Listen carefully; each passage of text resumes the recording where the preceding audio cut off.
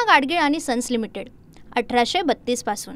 पुणे शहरात महापालिका आयुक्तांचाच सरकारी बंगला सुरक्षित नाहीये, कारण आलिशान आणि अतिशय सुरक्षा व्यवस्था असलेल्या या बंगल्यातनं 20 लाखांच्या वस्तू चोरीला गेल्यात।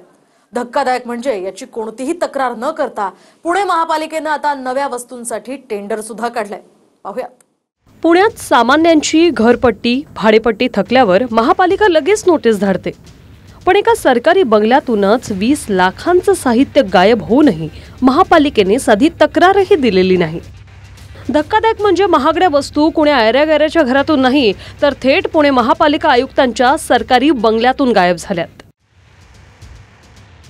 गायब वस्तूंमध्ये 4 मोठ्या क्षमतेचे एसी, एक आलिशान झुंबर, दुर्मिळ असे ऐतिहासिक पेंटिंग्स आणि इतर काही महागड्या पेंटिंग्स, जुन्या काळातले पितळी आणि काचेचे दिवे, 2 मोठे high definition quality LED TV, copy बनवण्याचे यंत्र, वॉकी टॉकीचे सेट, किचन मधला सेट, महागड्या रिमोट बेल्स आणि वॉटर प्युरिफायरचा सुद्धा समावेश आहे।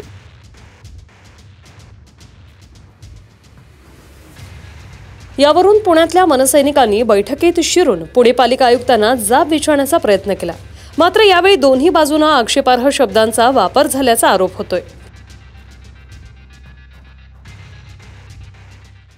गुंडाची भाषा काय आहे? तुम्ही लोक ना मराठी संस्कृतीला बदनाम करणारे गुंड आहात, बरं ना? आम्ही गुंड आहोत,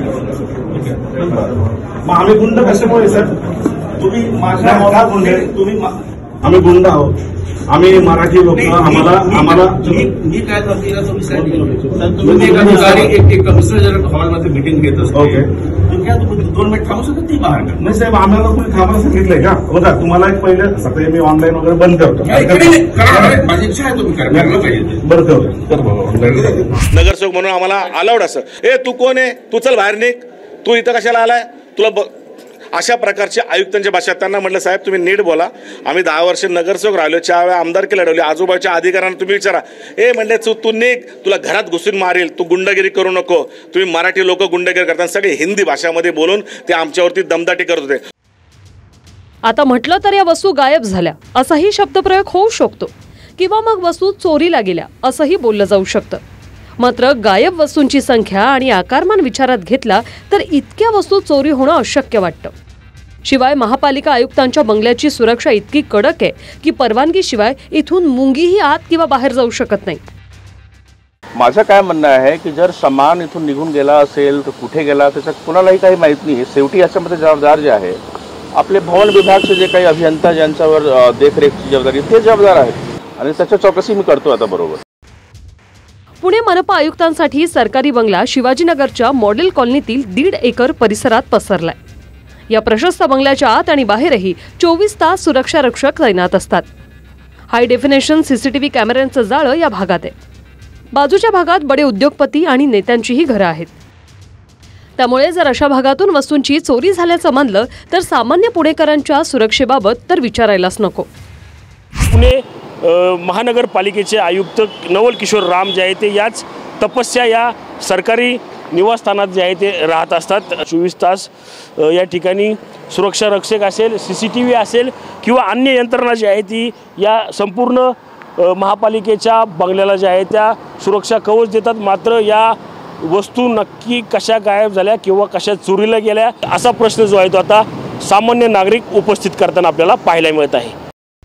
हे सारं उघड कसं झालं त्यावरही एक नजर टाका। याआधी राजेंद्र भोसले पुणे महापालिकेचे आयुक्त होते, त्यांच्या जागेवर 2 महिन्यांपूर्वी नवल किशोर आयुक्त म्हणून आले। 2 महिन्यांनी नवल किशोर यांनी सरकारी बंगल्यात जाण्याचं ठरवलं। त्याआधी महापालिका अधिकारी जेव्हा घर पाहणीसाठी पोहोचले तेव्हा घरातल्या साऱ्या महागड्या वस्तू गायब झाल्याचं समोर आलं। वस्तू कशा गायब झाल्या याबद्दल महापालिकेने कोणतीच तक्रार दिलेली नाही। या उलट पुण्याच्या उदार महापालिकेने नव्या वस्तू खरेदीसाठी 20 लाखांचं टेंडर काढलंय। निविदाची प्रक्रिया साहित्य नवीन आता मी जेव्हा जॉईन झालो असा कुठलाही असा सामान घेतला नाही ज्यासाठी निविदाची गरज आहे आणि 20 लाखच्या निविदा ते मी विचारतो नेमके काय त्यांनी 20 लाखाचं सामान घेतलं।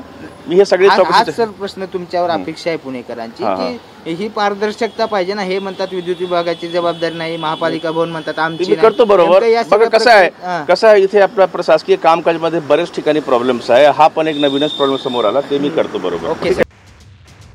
याआधी 10 वर्षापूर्वी पुणे महापौरांच्या बंगल्यातून टीव्ही चोरीला गेला होता.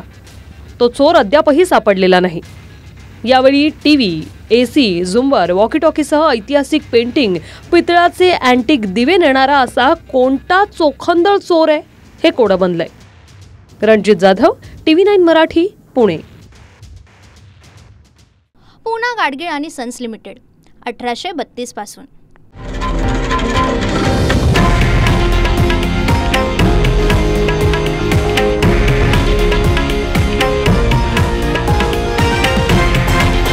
हे आहे देशातील नंबर 1 न्यूज नेटवर्क आणि आपण पाहत आहात TV9 मराठी, एकमेव.